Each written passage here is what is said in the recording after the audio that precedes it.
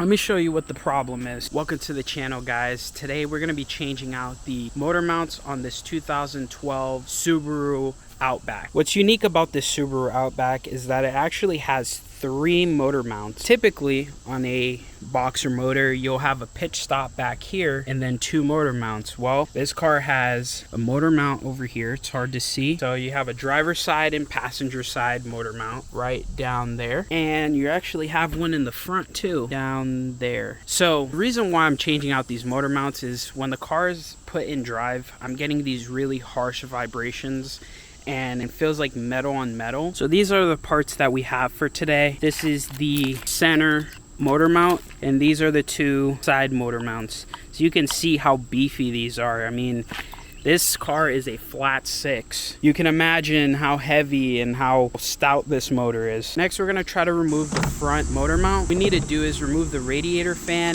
and remove the intake snorkel so we can access it.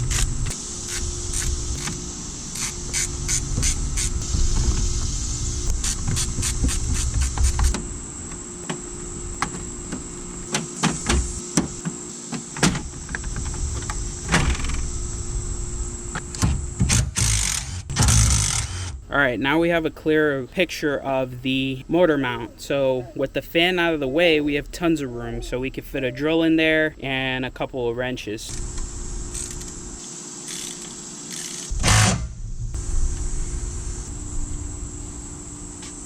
Ladies and gentlemen, I think we found our culprit. Well, this would explain why the car is vibrating so much. Yeah, the motor mount is completely blown. Next, we're gonna try to remove the driver's side and passenger side motor mounts. Let me show you where the bolts are.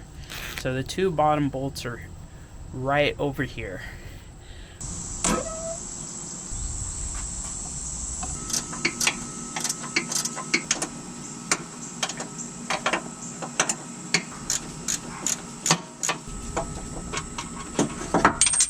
Okay guys, so visually the rubber isn't terrible. If you look at this is bent. I mean, it looks like it's starting to crack, but it's not terrible. However, look at the top.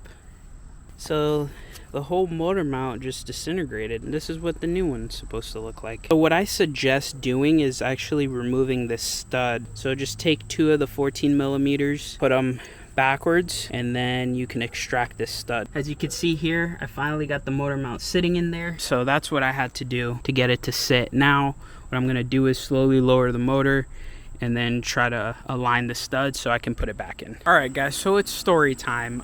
Just to tell you how absurd life is. So I've been working to try to get this bolt out for the last 3 hours. Could not get anything in there. To get this motor mount out, it is a very limited space, so I had to only use my wrench here.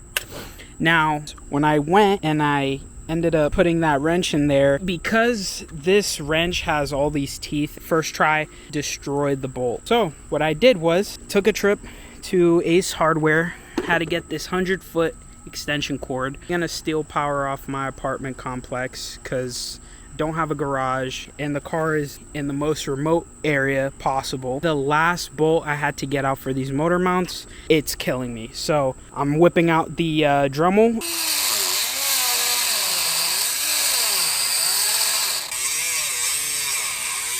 Never doubt a Dremel, guys. Never doubt a Dremel.